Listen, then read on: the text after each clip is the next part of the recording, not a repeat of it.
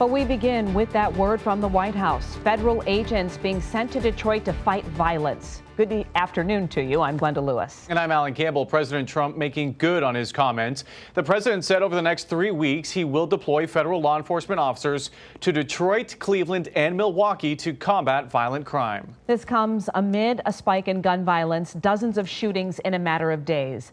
The latest, a 67-year-old woman shot and killed on the east side.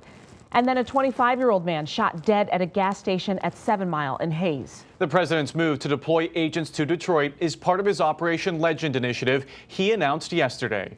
We have Team 7 coverage. 7 investigator Ross Jones digging into Operation Legend and what the state's top law enforcement officer is saying about it. But we begin this afternoon with 7 Action News reporter Kimberly Craig. And Kim, what does this mean for the city moving forward?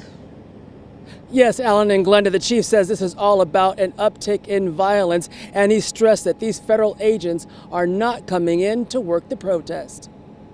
Today I'm announcing a surge of federal law enforcement into American communities plagued by violent crime. And the White House announcing that over the next 3 weeks, the Justice Department plans to further expand a crime-fighting initiative into Cleveland, Milwaukee, and Detroit.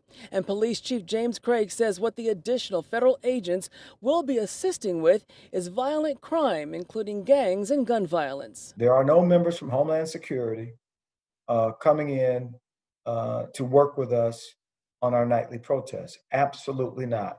Chief Craig says additional federal agents hit the ground assisting DPD with violent crime several months ago under what was called Operation Relentless Pursuit. He says more federal agents from agencies including the FBI, DEA, and ATF are an extension of that, only it's now called Operation Legend. I can see how that will cause some confusion. That this is something new, but they've been on the ground with us. As long as it's not with about the protest, you know, I thought that's what it was about, but since I stand correct, I kind of agree with it. I don't have a problem with it. I've never seen as many illegal guns on the streets as we have today. If they want to have more ATF officers dealing with the illegal trafficking of guns, that would be a welcome contribution. I know that's how the chief feels. My understanding is that's the agreement they've just reached in Chicago, and we're continuing to have those conversations. And to say, do I welcome them in December. And so any more to come in and help us eradicate violence, I welcome it. And the chief believes some of the factors behind the increased violence include the early release of prisoners to reduce the spread of COVID and also bail reform leading to some violent suspects being back out on the street not long after their arrest. Reporting live in downtown Detroit outside headquarters, Kimberly Craig, 7 Action News, back to you. All right, Kim, thank you so much. And our Team 7 coverage continues now with 7 investigator Ross Jones. He's digging deeper into Operation Legend and reaction from Michigan's top law enforcement official. Ross?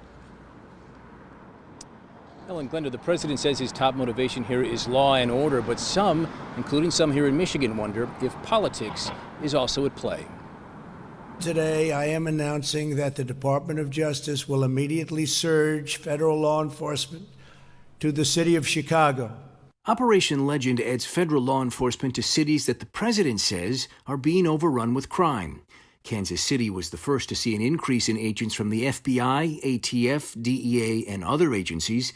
Yesterday, Trump said Chicago and Albuquerque were next, and today, Detroit, along with Cleveland and Milwaukee, were added to the list. While others want to defund, defame, and abolish the police, I want to support and honor our great police. But Trump's White House announcement yesterday had the tenor of a campaign speech, rife with fiery language, targeting Democrats. My vision for America's cities could not be more different from the lawlessness being pushed by the extreme radical left.